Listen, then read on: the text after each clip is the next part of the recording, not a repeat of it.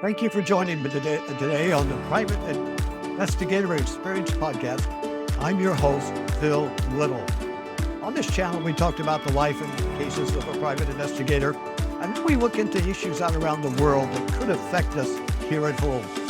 I do all of my work from the advantage point of my background in the military, law enforcement, intelligence service, and global security. And we find that we don't assume anything when we start a case because it sometimes takes twist. And occasionally I have guests on who are experts in our field of different areas. And today I have a guest that if I told you all his background, we would be here for the whole hour. So I'll just touch on a few things. I've known Logan Clark for a long time. He and I have treaded some of those same places in the world. And he has spent over 40 years in government and private investigation and is considered one of the top investigators in the world today. He's been profiled in BBC commentaries, 5 books, Newsweek magazine, the cover of American War magazine, Crime Watch Daily, Dateline, and dozens of other publications and TV shows around the globe. Mr. Clark and his team have investigated over 20,000 cases from murder to the Mann Act, and they've rescued more than 350 kidnapped or runaway victims. And we're going to dwell on these things today. Mr. Clark is a pioneer in fighting elder abuse and parental kidnapping, and we're going to look into that. He had a rescue, one that you might have heard about years ago from the Mexico, the James boys, kidnapped from Austin, Texas. This was covered by the news in Austin, and for 6 months, and the story was awarded the prestigious Edward R. Murrow Award in 2013. As an undercover agent, Logan has infiltrated organized crime groups, motorcycle gangs, and Fortune 500 companies, and has gotten himself hired to kill one of his own clients. I had a little experience, something like that years ago. He's a former governor of the California Association of Licensed Investigators. And Newsweek magazine said that if Mr. Clark was in an article featuring him today, if it was Humphrey Bogart was alive today, he would be playing Logan Clark. And he's been on various telecast TV shows, and he's also done consulting for movies. Logan, thank you for joining me today.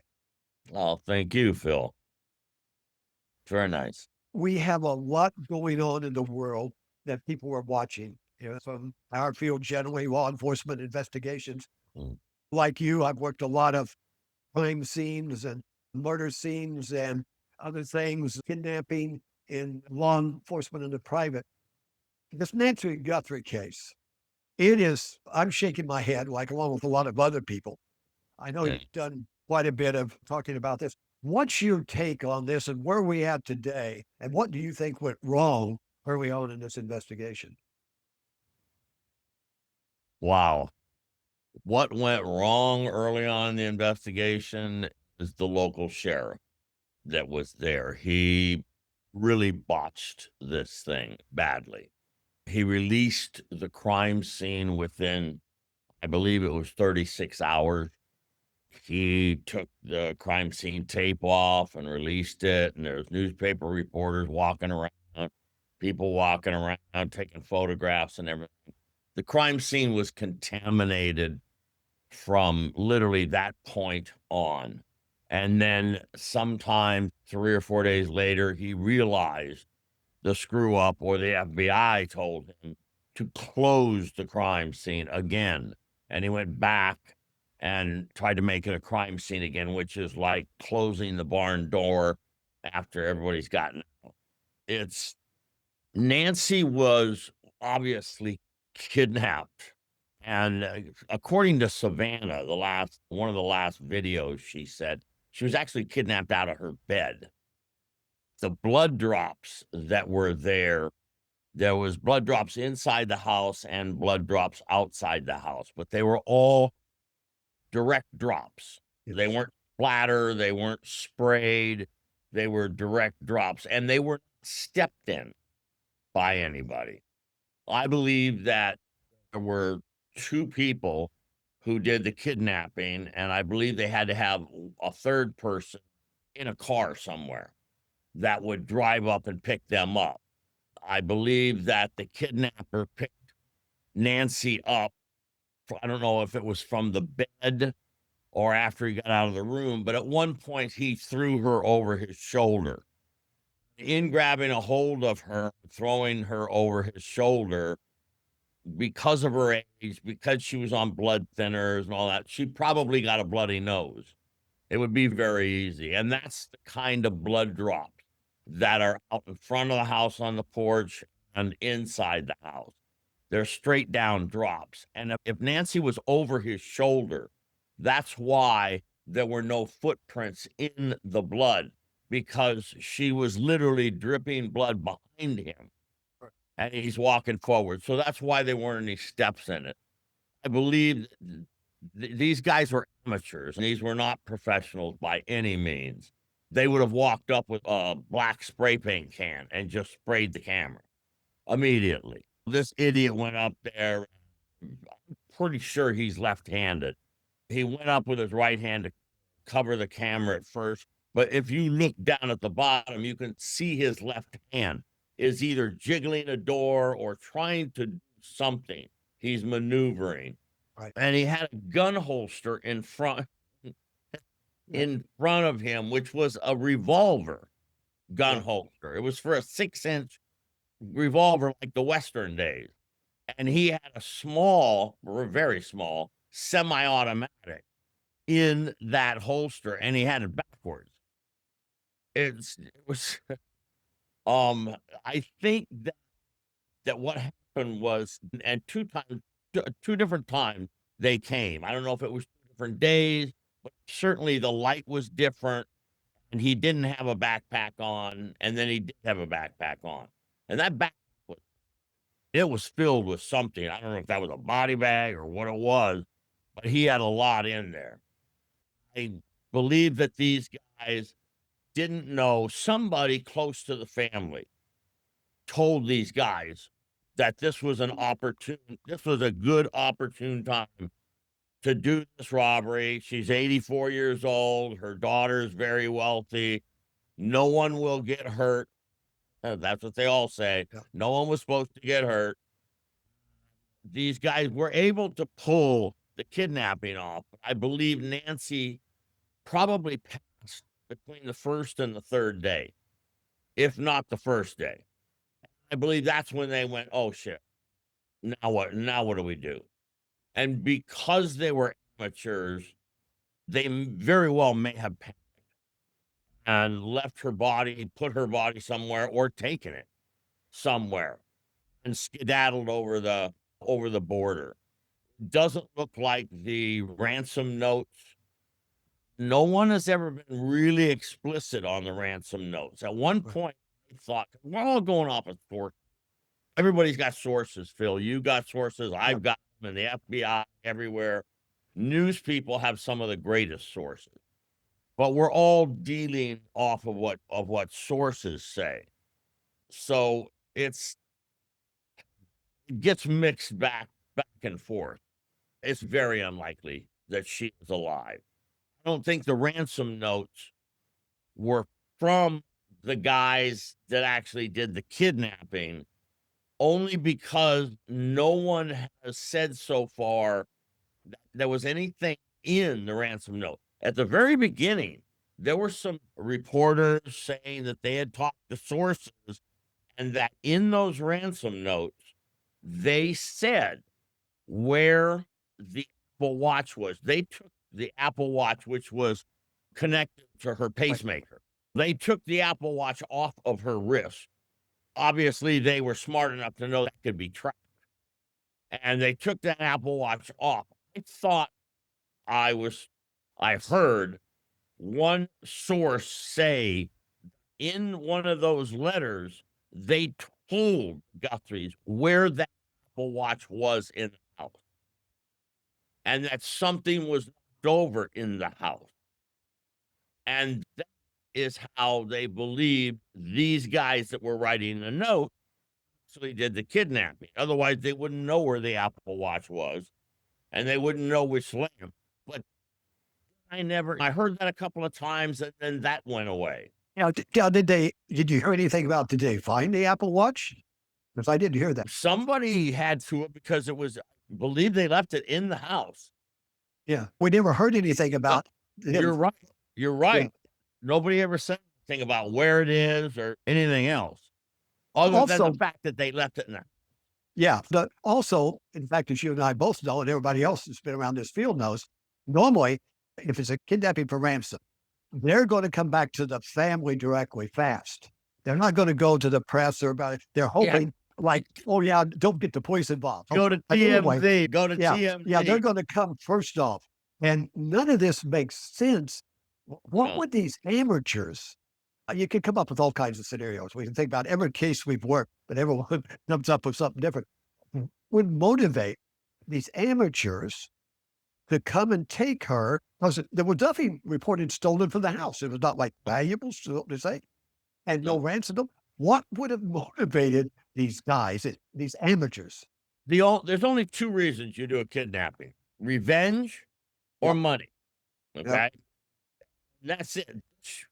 I can't think of anything revenge wise. And if it was revenge, they've killed Nancy, they got the revenge, and they would no, revenge is no good unless you let the person know Right.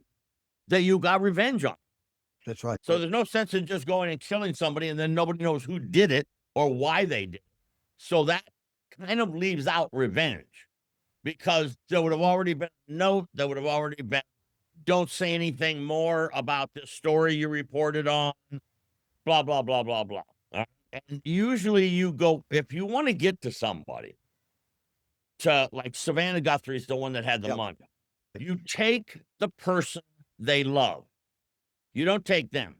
Right. You That's go after someone they love, their child, their mother, their relative, brother, sister, whatever, because then they'll do whatever you want really quickly. They might not do it if you grab them. That's right. There's certain people, you grab them and they'll go, hey, stick it up your, I'm not giving you anything. That's right. But you go after somebody they love and now you've got them. Now they're going to cooperate. But nobody in the world does a kidnapping, sends a ransom note, and then doesn't show proof of life. That's right. There's Yeah. just no, it's stupid. And in the old days, you could do proof of life by having today's newspaper during the days Yep. phone. Put today's paper, take a picture of. With AI, you can't do that. Yeah. So she had to get on the phone. It could have been a burner phone. She had to get on the phone, talk to the Guthries, so that the Guthries could say, what did I buy you for Christmas? To Right. her. What did Savannah buy you for Christmas? Where did you meet your husband? Where did you go to college? Things like that, that they know Right. they're talking to her right now. That never happened.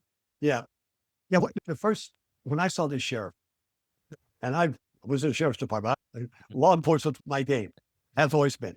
But when I saw this sheriff the first time he came on, I just was shaking my head and I knew we were in trouble. He does not look at act it, and he was coming across so lethargic and contribute. And I thought, this guy is elected sheriff of that county. And then I'm hearing that obviously he, like the FBI, for whatever reason, he's had. I think there was a rub there. I think there was a rub there. Yeah. And you're keeping the FBI out, sending the other DNA to an individual lab, on and on it goes. What? And then all his different stories. One day he would say, oh, this might take months, years, or weeks to be solved. Oh, the next day, oh, we're hot on the trail. We're going to solve this. I don't know. He even came out and said, we made mistakes. Yeah. That's not something you say during a kidnapping. That's right. Yeah. So the theory, I don't know what else it could be, but because the two things we talked about, money and revenge. Yeah. But I don't see anybody, it's possible, somebody hired them and paid them money to go in and do this. That's possible. But then who? And I think it was somebody, I think it was someone close to the family. I don't know that it was a relative or anything like that, but it was somebody who knew this family, whether it was the pool boy, the landscaper, the Uber driver that dropped off food periodically to Right. Nancy, the Uber Eats, Amazon guy, whoever it was, went to these guys and said, "Hey, this is going to be easy. Nobody's going to get hurt. This is what you do. Got lots of money, and they'll pay right away." And they went to. Sometimes they go to gang members. Sometimes they go to just bad guys that the landscaper or somebody will go knows a few sketchy guys, and they decide, "Oh, let's go do this. This is going to be easy." Late at night, it was I don't know. It's like the blind leading the blind. Yep.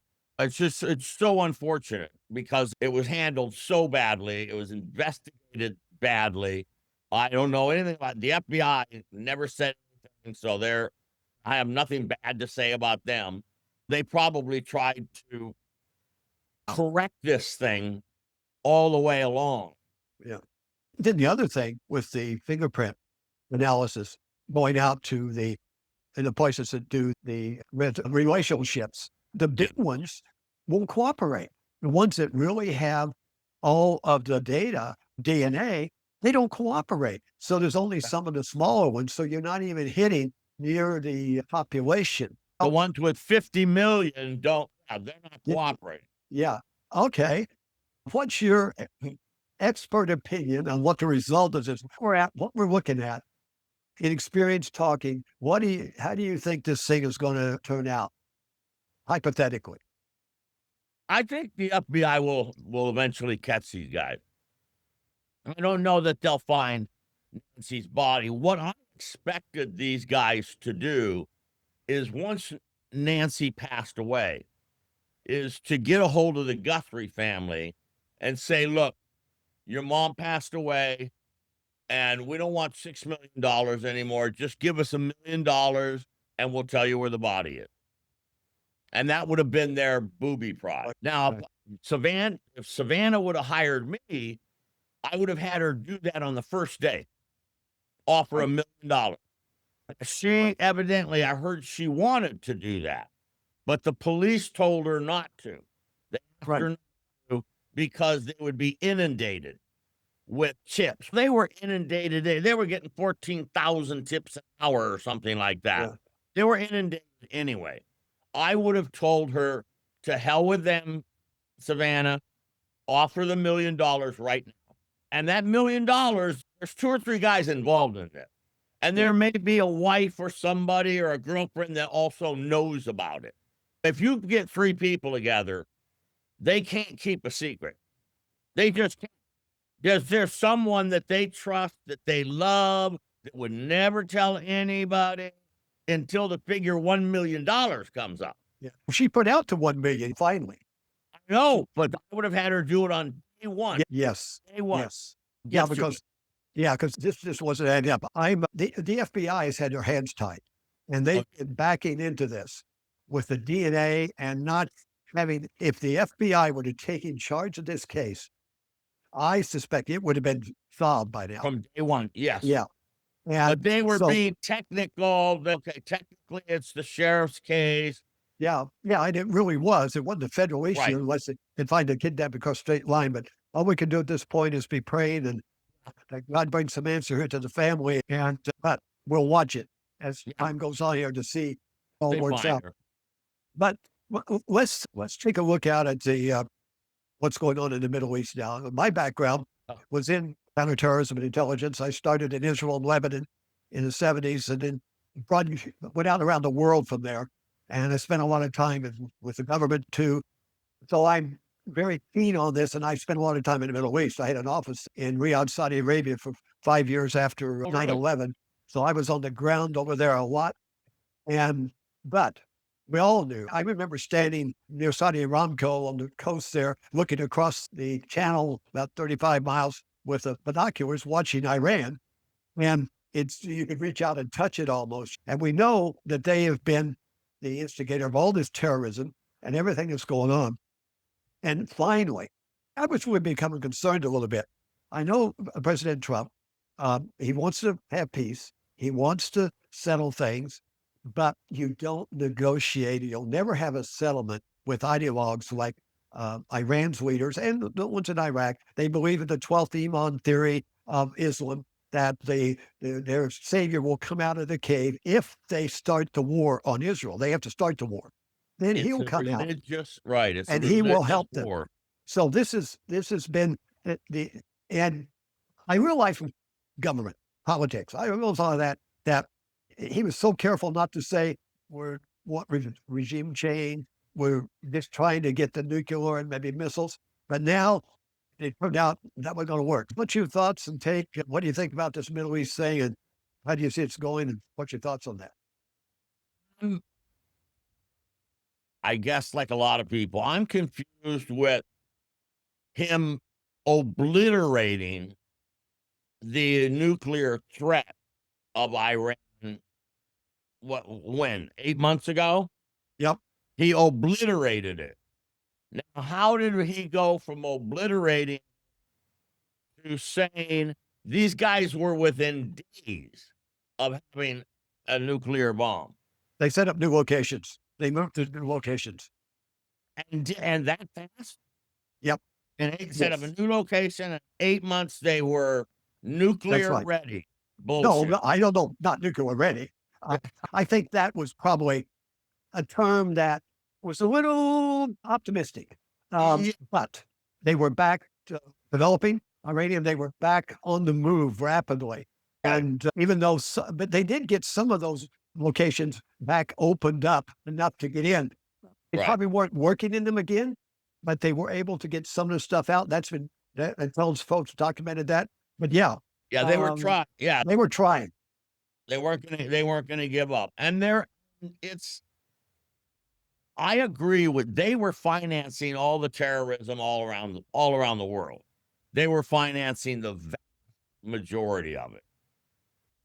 It's good to stop them, but the timing, I it's there's so much with the administration and everything of whether or not it's what they're doing to distract from the Epstein files or what's the whole thing is just a mess.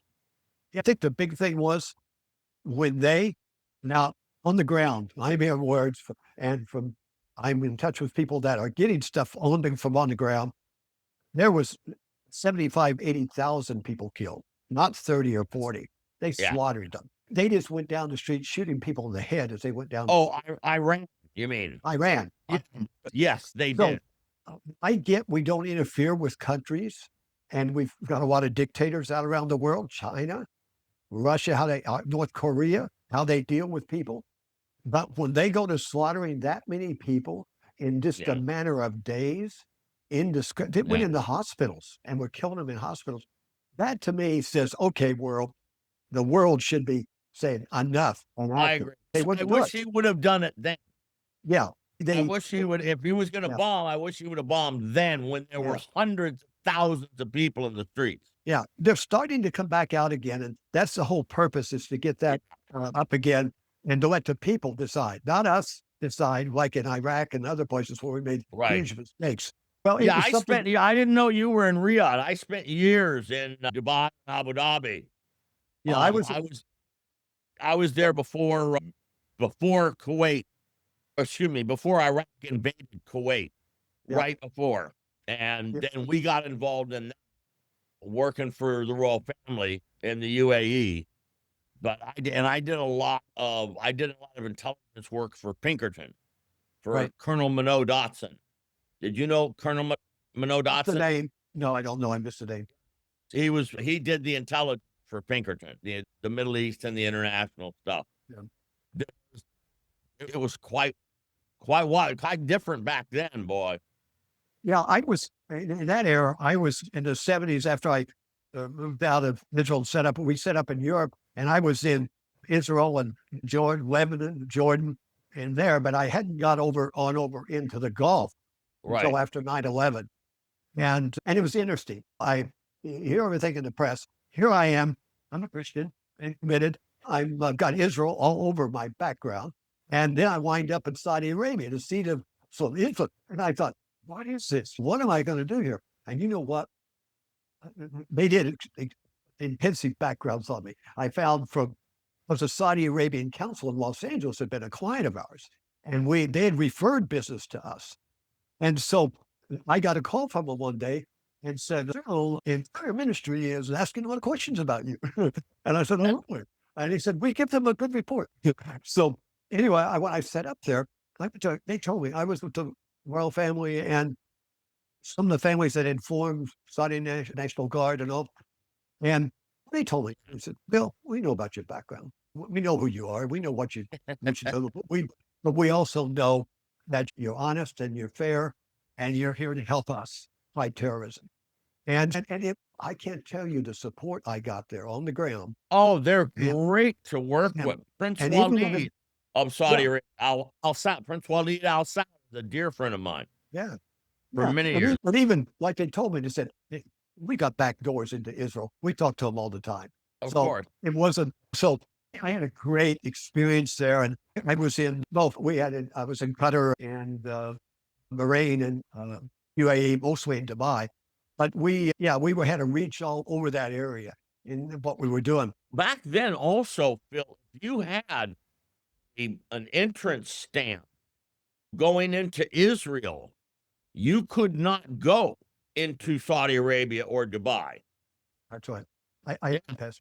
I had two passports. Two passports. Yeah, exactly. And but I had a 5-year visa to Yeah. Saudi and no issues. And I was at the first counterterrorism conference, Oh, really? and I was one of his top advisors. Was in the family that I was close to, and so they had this person, and they invited me to come and set up a display, and we were only Americans there, and so I had to take a bunch of stuff in, and I went with.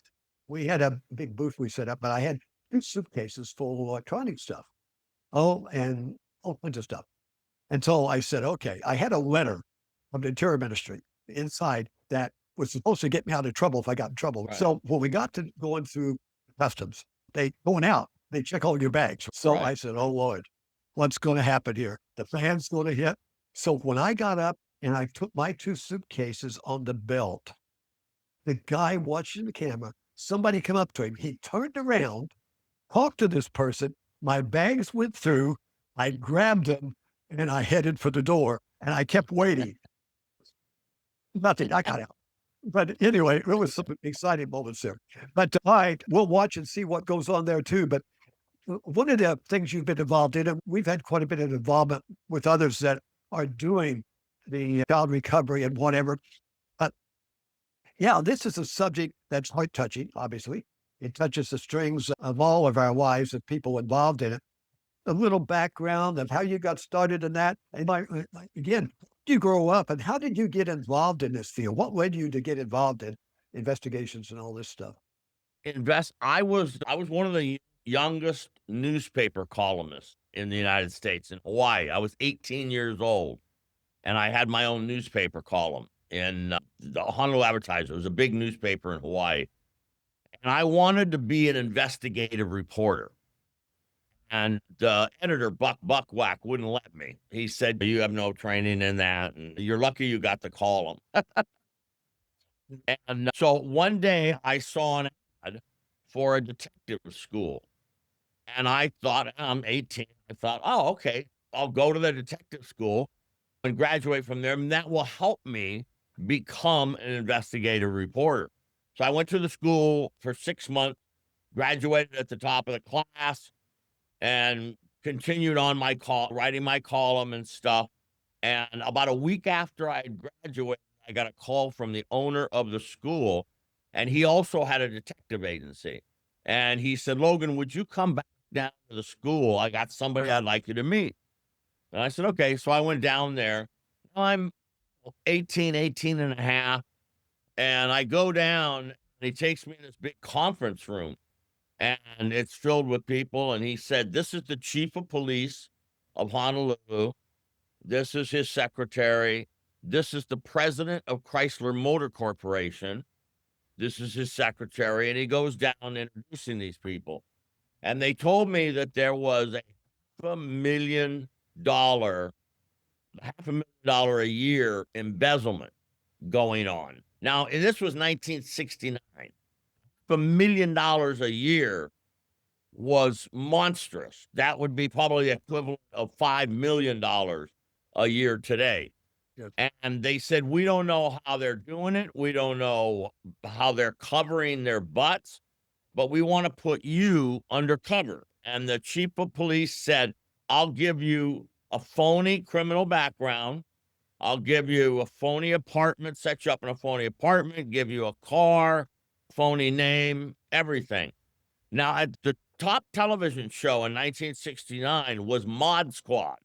Yeah. It's about these kids that were undercover in school. Right. They were older. So I'm listening to this. I'm 18 and a half years old, and I'm going, shit, where do I sign? I'm ready. Let's do it. I said, do I get a badge and a gun? They said, no, you'll never get a badge and a gun. You're undercover. I went, okay. And so I went undercover, and they had it all planned out to where I had a car that was falling apart, had bald tires and all that stuff. Anyway, I was in there for 6 months and was able to, I started buying stuff from the guys that were stealing it and keeping the serial numbers and everything. We traced it all the way up to the accounting department and the bills of lading that were coming into Hawaii and everything. Anyway, we busted the whole organization, and I went home and I told my girlfriend, I said, I'm a thrill slut. I said, this was the most exciting thing I've ever done. It was a rush. And I said, I want to do this more. So I kept doing it for about another year. And then I ran to the guys from Christ, the Hawaiian guys that were doing the stealing. They saw me and they didn't put it together that I was a detective, but they saw me and started questioning me and everything. And I felt real nervous. And I thought, I probably need to get out of town for a while. And I took off and went to California, got my brother's motorcycle, and my mom called and caught me someplace. And there was no cell phones in those days. She found me in a hotel somewhere. And she said, hey, I'm doing USO. I'm in Guam. I'm going to Hong Kong, Manila, Saigon. You want to go with me? And she said, you can help write the shows and MC the shows. I said, yeah, I'd like to get out of town anyway. As far away as I can. And then I went to Southeast Asia and got involved in naval intelligence. I started working for the Admiral Morrison, which she knew. And I wound up working with a captain for Air America, and then I got really into the intelligence world all during the Vietnam War and got more into it. And then later on, towards the end, when Vietnam fell, I stayed in Asia. And then at the end, 79 or so, we all came back to the States and got private detective licenses and started doing the same thing we were doing, only not for the government, doing it privately. But that's how I got into it. I loved it. I was also an actor, and that was my day job. I could be a private eye, and I could still go for auditions and acting and stuff. Then how was the step up, and how did you get involved in the child recovery and all this? Parental kidnapping. Yeah. Yeah, I was working for the Big Z's, Walt Zwanitzer, and he was legendary. And he got me into parental kidnapping. We did them in the 70s. There were no laws. There just were no laws. The mom could kidnap their kid, the dad could kidnap the kid. It was just a free-for-all. It was a Wild West. And I started getting into it and really doing a lot of them. Got hooked on it. I got very involved in it. And it's a rush to when 200,000 times every year, Phil, 200,000 times a year, one parent kidnaps their child or children from the other parent, goes to another state or goes to another country. If they're from Latin America, they go back to their home country. If they're from Russia, they go back to their home country. I have a client that has been in prison in Russia for 3.5 years. Wow. His wife kidnapped his 2 boys from Texas and went to Russia. And he went there to try to get an attorney and try to fight for visitation. And the Russians arrested her. She Oh, had put all kinds of false charges, which she tried in Texas, and they right. threw him out of court. But he has been literally in prison. We haven't been able to get him into any of the exchange. I was working with Governor Bill Richardson, and we were really close to getting him out, and Bill died just unexpectedly. The governor died. Yeah. So I've been involved in it for almost 40 years. I've done it in Khartoum, Sudan, in the middle of the desert. I rescued a 4-year-old blonde-haired, blue-eyed girl, a German girl, from a Bedouin village. She had been kidnapped in Ethiopia, Wow. and we got her in Sudan and escaped up the Nile River. If that's not a movie, I don't All right. When you get a call from a client for this, say, my child's been taken and the other parent took it. All right. What's your process? What's the first thing you think about? What are the things you go through in preparation for initiating action on that case?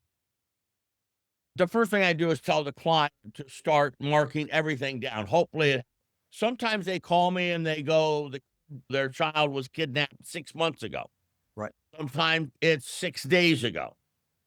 And sometimes it's a couple of years ago. And they've been floundering around because they go to the police and the police say, nothing we can do. He's with the father or he's with the mother.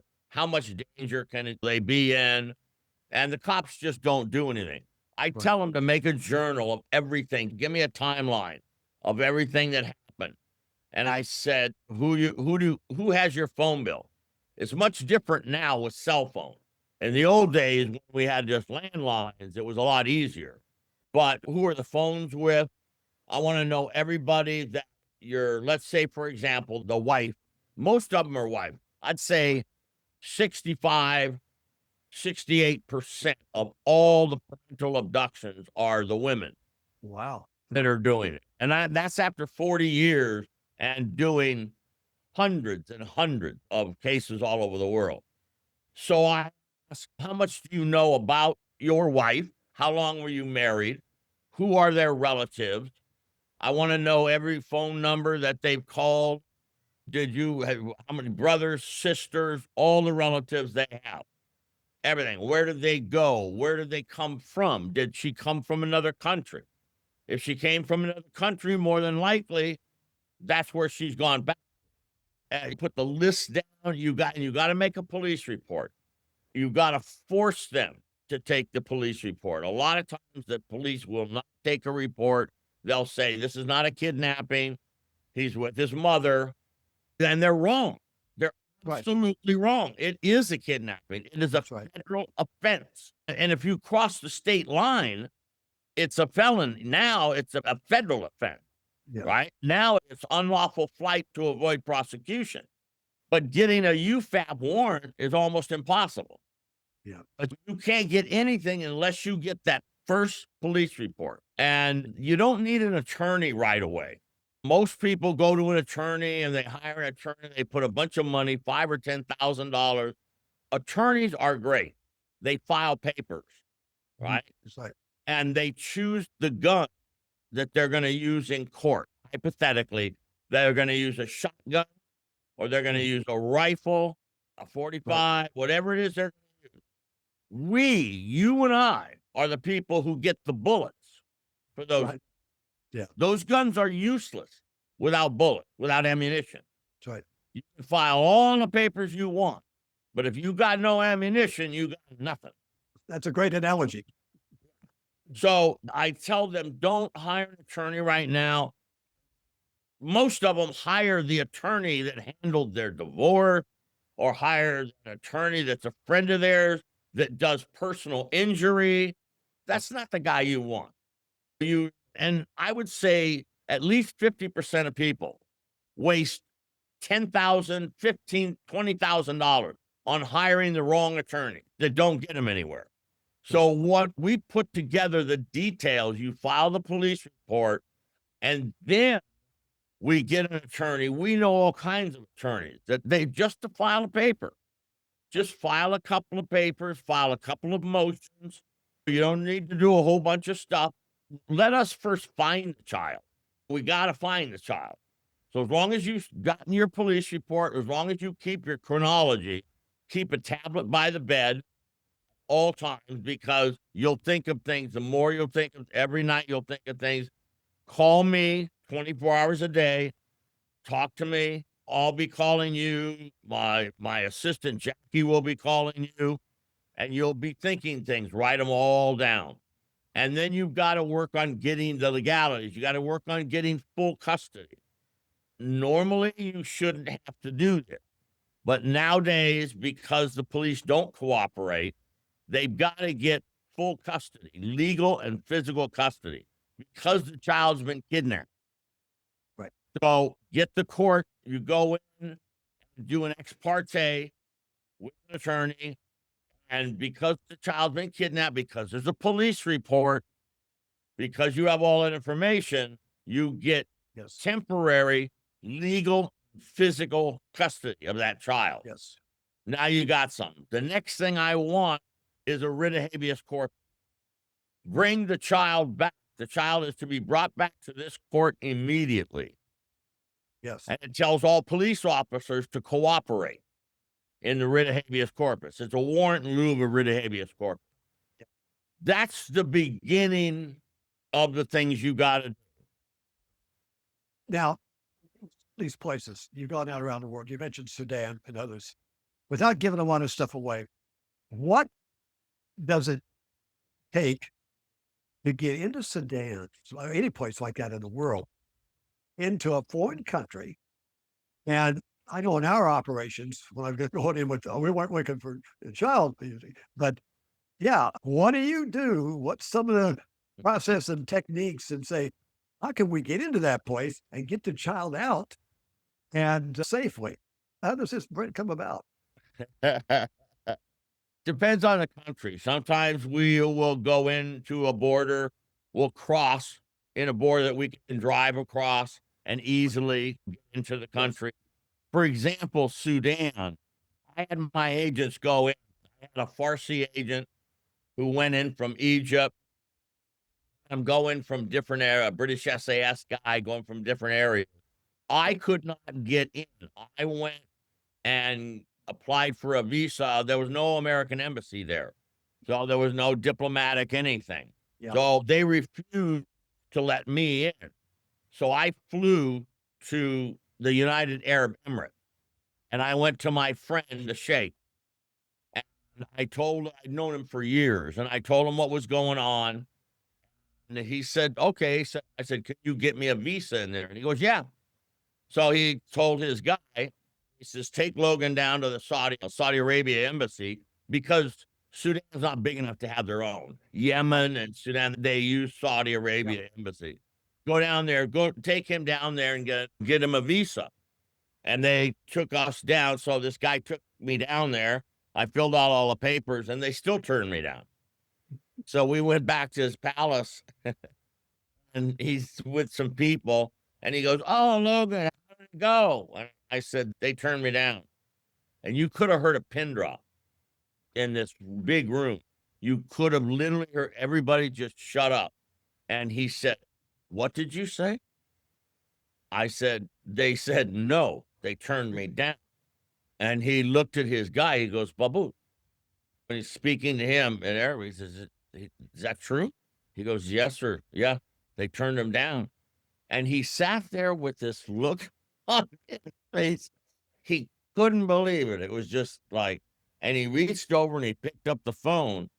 I don't know who he called somebody, and just rattled in Arabic, man. And he goes, take him back. So this guy takes me back to the Saudi Arabian embassy, and we pull into the parking lot, and the consulate, the Saudi Arabian consulate, was standing outside in the parking lot waiting for us. And he's going, Saeed, I'm so sorry. I didn't know you. I'm so sorry. Anyway, that's how I got in. And then there was a foreign embassy that was there, that the child's uncle was a very powerful man in his country, in a Western country. And so he said, look, we can help you, but at arm's length. Right. We can't let the country know that we're helping you, but we can help you. So we just worked it like any special forces operation.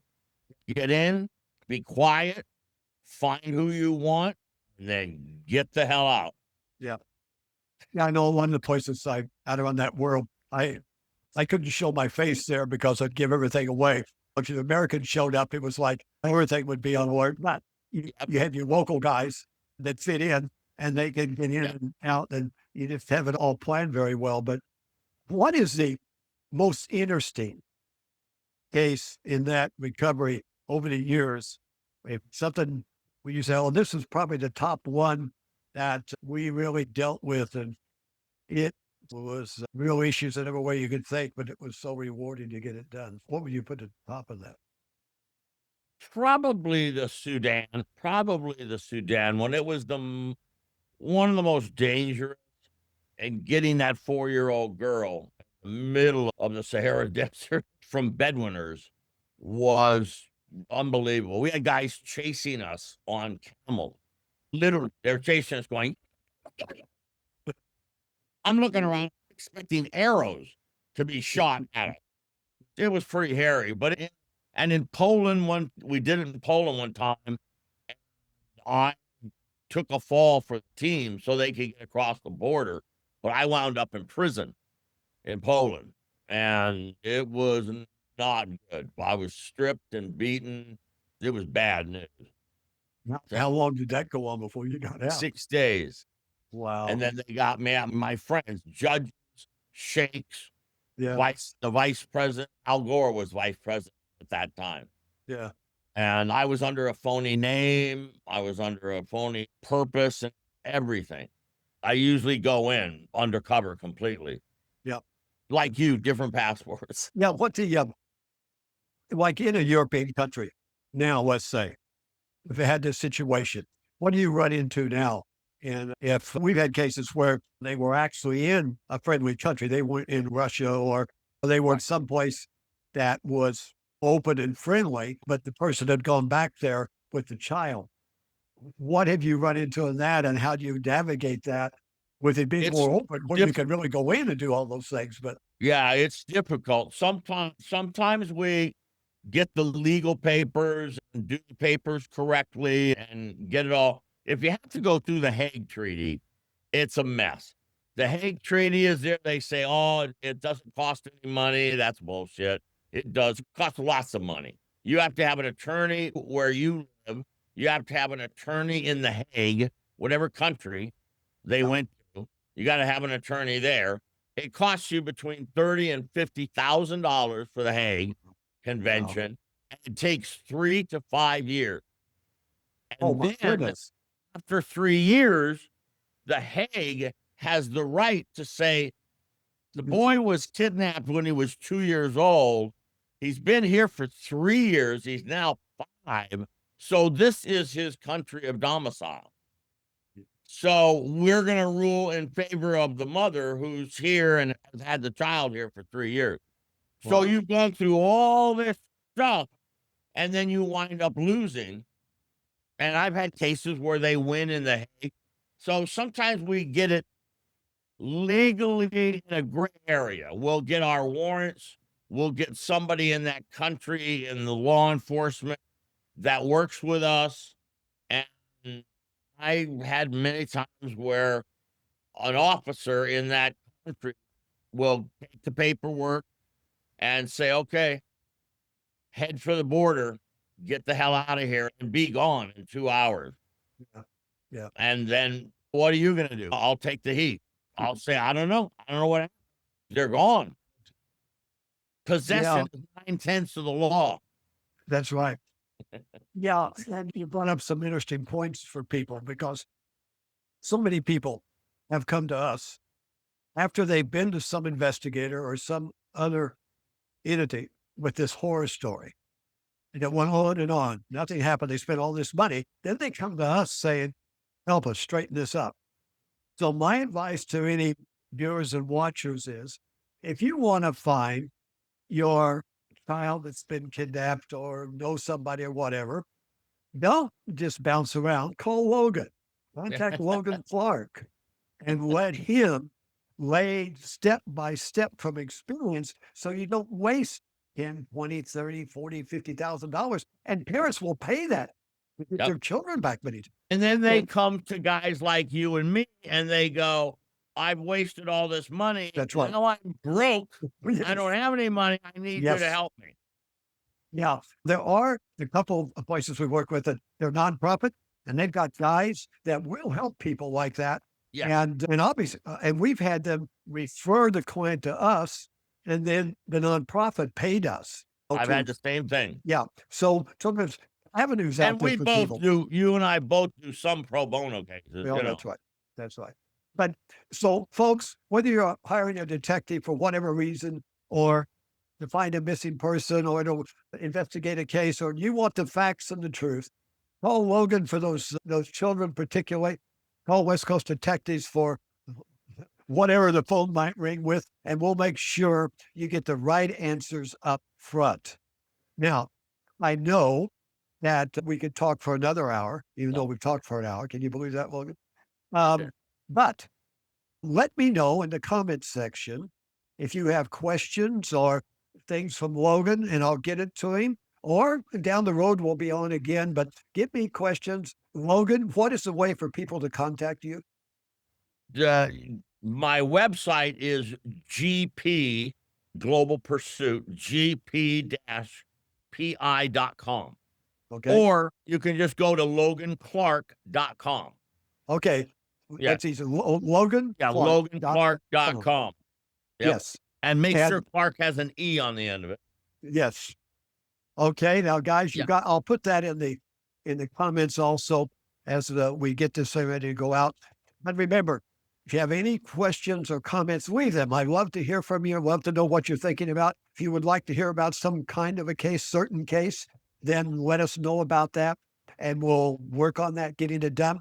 And remember the drill: hit the like, share, subscribe, and hit that notification bell for future posts, and we'll keep you up to date. Logan, it's been awesome having you on and catching up. Thank And you. we didn't even get into it. I spent a lot of time in Hong Kong and had an office there, worked out across that 4 East, and we could talk for hours about those Oh, experiences on the yeah. ground. But maybe for time down the road. So remember, folks, let us know. God bless each one of you, and may God bless America. We will see you next time. Bye-bye. Thank you, Phil.